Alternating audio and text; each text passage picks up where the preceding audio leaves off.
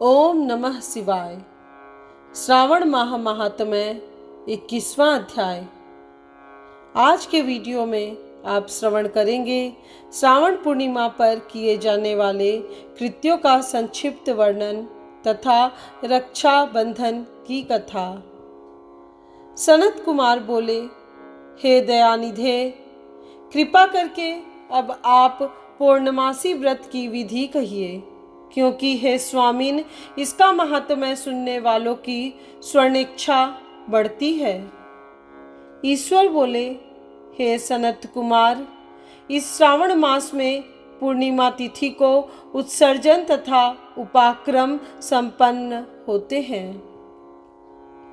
पौष की पूर्णिमा तथा माघ की पूर्णिमा तिथि उत्सर्जन कृत्य के लिए होती है, अथवा उत्सर्जन कृत्य हेतु पौष की प्रतिपदा अथवा माघ की प्रतिपदा तिथि विहित है, अथवा रोहिणी नामक नक्षत्र उत्सर्जन कृत्य के लिए प्रशस्त होता है, अथवा अन्य कालों में भी अपनी अपनी शाखा के अनुसार उत्सर्जन तथा उपाक्रम दोनों का साथ साथ करना उचित माना गया है। अतः श्रावण मास की पूर्णिमा को उत्सर्जन कृत्य प्रशस्त होता है। साथ ही ऋग्वेदियों के लिए उपाकर्म हेतु श्रवण नक्षत्र होना चाहिए। चतुर्दशी पूर्णिमा अथवा प्रतिपदा तिथि में जिस दिन श्रवण नक्षत्र हो, उसी दिन ऋग्वेदियों को उपाकर्म करना चाहिए। यजुर्वेदियों का उपाकर्म पूर्णिमा में और सामवेदियों का उपाकर्म हस्त नक्षत्र में होना चाहिए। शुक्र तथा गुरु के अस्त काल में भी सुखपूर्वक उपाकर्म करना चाहिए, किंतु इस काल में इसका प्रारंभ पहले नहीं होना चाहिए, ऐसा शास्त्रविदों का मानना है। ग्रहण तथा संक्रांति के दूषित काल के अनंतर ही इसे करना चाहिए। हस्त नक्षत्र युक्त पंचमी तिथि में अथवा भाद्रपद पूर्णिमा तिथि में उपाकर्म करें। अपने अपने गुह्य सूत्र के अनुसार उत्सर्जन तथा उपाकर्म करें। अधिक मास आने पर इसे शुद्ध मास में करना चाहिए। ये दोनों कर्म आवश्यक हैं, अतः प्रत्येक वर्ष इन्हें नियम पूर्वक करना चाहिए। उपाकर्म की समाप्ति पर द्विजातियों के विद्यमान रहने पर स्त्रियों को सभा में सभा दीप निवेदन करना चाहिए। उस दीपक को आचार्य ग्रहण करे या किसी अन्य ब्राह्मण को प्रदान कर दे। दीप की विधि इस प्रकार है। स्वर्ण, चांदी अथवा तांबे के पात्र में सेर भर गेहूं भरकर गेहूं के आटे का दीपक बनाकर उसमें उस दीपक को जलाएं। वह दीपक घी से अथवा तेल से भरा हो और 3 बत्तियों से युक्त हो। दक्षिणा तथा तांबूल सहित उस दीपक को ब्राह्मण को अर्पण कर दें। दीपक की तथा विप्र की विधिवत पूजा करके निम्न मंत्र बोले। सदक्षिण सतांबुलः सभादीपो यमुक्तमः अर्पितो देवदेवस्य मम सन्तु मनोरथा। दक्षिणा तथा तांबूल से युक्त यह उत्तम सभादीप मैंने देव को निवेदित किया है। मेरे मनोरथ अब पूर्ण हो। सभादीप प्रदान करने से पुत्र पौत्र आदि से युक्त कुल उज्ज्वलता को प्राप्त होता है और यश के साथ निरंतर बढ़ता है। इसे करने वाली स्त्री दूसरे जन्म में देवांगनाओं के समान रूप प्राप्त करती है।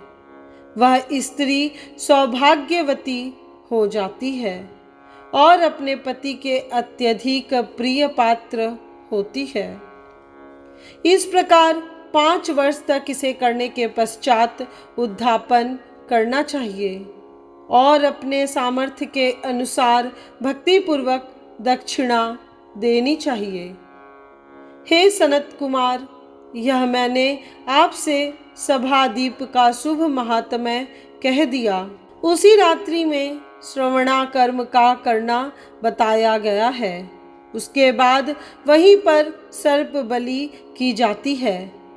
अपना अपना गृह सूत्र देखकर ये दोनों ही कृत्य करना चाहिए। हयग्रीव का अवतार उसी तिथि में कहा गया है, अतः इस तिथि पर हयग्रीव जयंती का महोत्सव मनाना चाहिए। उनकी उपासना करने वालों के लिए यह उत्सव नित्य करना बताया गया है। श्रावण पूर्णिमा के दिन श्रवण नक्षत्र में भगवान श्री हरि हयग्रीव के रूप में प्रकट हुए और सर्वप्रथम उन्होंने सभी पापों का नाश करने वाले सामवेद का गान किया।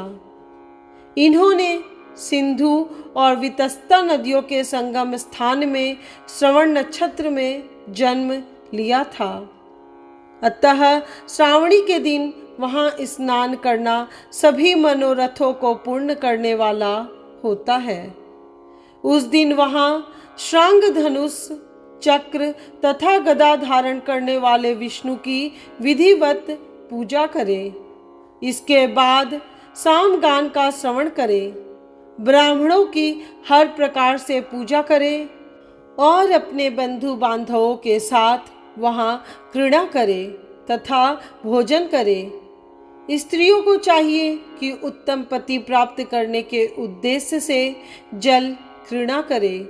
उस दिन अपने अपने देश में तथा घर में इस महोत्सव को मनाना चाहिए तथा हयग्रीव की पूजा करनी चाहिए और उनके मंत्र का जाप करना चाहिए। यह मंत्र इस प्रकार से है: आदि में प्रणव तथा उसके बाद नमः शब्द लगाकर, बाद में भगवते धर्माय जोड़कर, उसके भी बाद आत्मविशोधन शब्द की चतुर्थी विभक्ति आत्मविशोधनाय लगानी चाहिए। पुनः अंत में नमः शब्द प्रयुक्त करने से 18 अक्षरों वाला ओम नमो भगवते धर्माय आत्मविशोधनाय नमः मंत्र बनता है। यह मंत्र सभी सिद्धियां प्रदान करने वाला और 6 प्रयोगों को सिद्ध करने वाला है। इस मंत्र का पुरस्चरण 18 लाख अथवा 18,000 जाप का है। कलयुग में इसका पुरस्चरण इससे भी 4 गुना जप से होना चाहिए। इस प्रकार करने पर हयग्रीव प्रसन्न होकर उत्तम वांछित फल प्रदान करते हैं। इसी पूर्णिमा के दिन रक्षाबंधन मनाया जाता है, जो सभी रोगों को दूर करने वाला तथा सभी अशुभों का नाश करने वाला है। हे मुनि श्रेष्ठ, इसी प्रसंग में एक प्राचीन इतिहास सुनिए। इंद्र की विजय प्राप्ति के लिए इंद्राणी ने जो किया था उसे मैं बता रहा हूँ। पूर्व काल में 12 वर्षों तक देवासुर संग्राम होता रहा।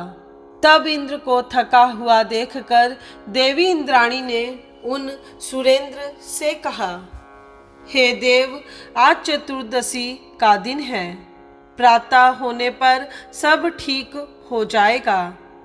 मैं रक्षाबंधन अनुष्ठान करूंगी, उससे आप अजय हो जाएंगे।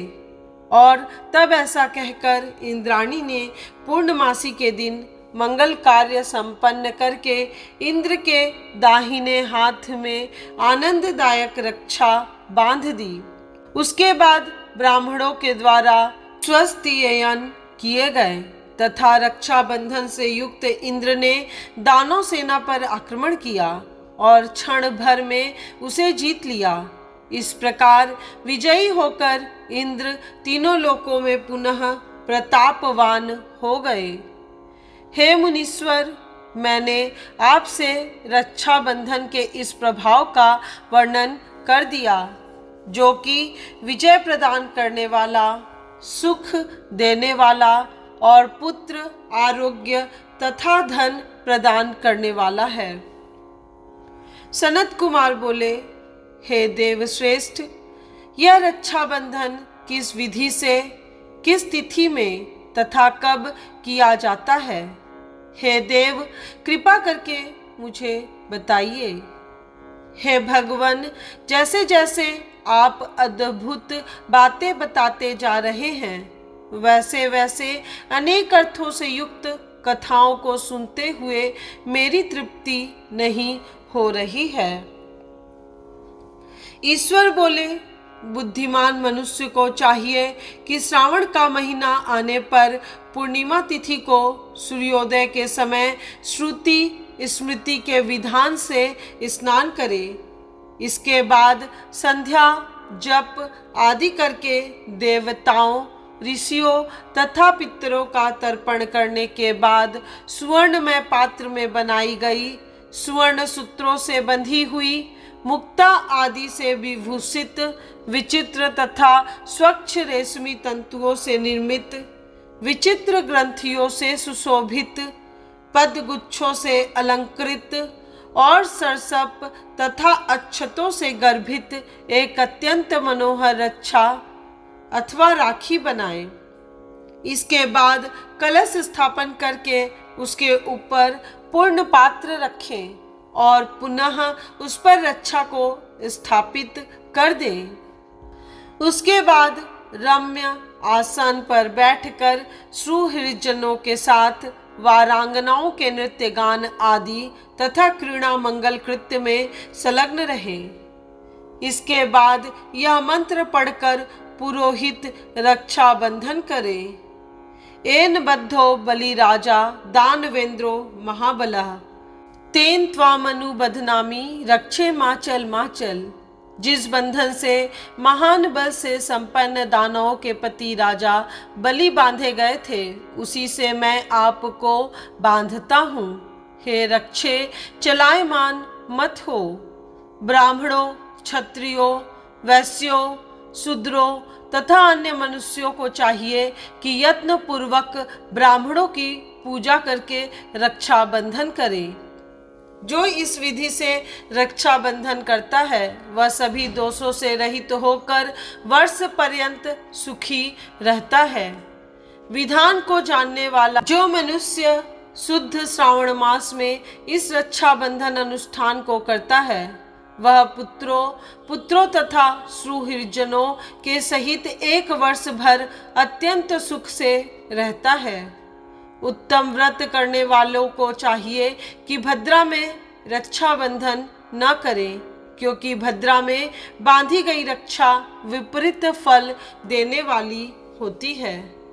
इस प्रकार श्री स्कंद पुराण के अंतर्गत ईश्वर सनत कुमार संवाद में श्रावण मास महात्म्य में उपाकर्मोत्सर्जन, श्रवणाकर्म, सर्प बलि, सभादीप, हयग्रीव जयंती, रक्षाबंधन विधि कथन नामक 21वां अध्याय पूर्ण हुआ। चैनल के अगले वीडियो में श्रावण मास महात्म्य 22वां अध्याय अवश्य सुनिएगा, जिसमें श्रावण मास में किए जाने वाले संकष्ट हरण व्रत के विधान का वर्णन किया गया है। यदि आज का वीडियो आपको पसंद आया हो तो वीडियो को लाइक करें और अपने भाई बंधुओं और रिश्तेदारों को शेयर करें। साथ ही चैनल को सब्सक्राइब करके बेल आइकन को प्रेस करना मत भूलिएगा, जिससे इस चैनल पर अपलोड होने वाली सभी पौराणिक और आध्यात्मिक कथाएं आपको सबसे पहले मिल सके।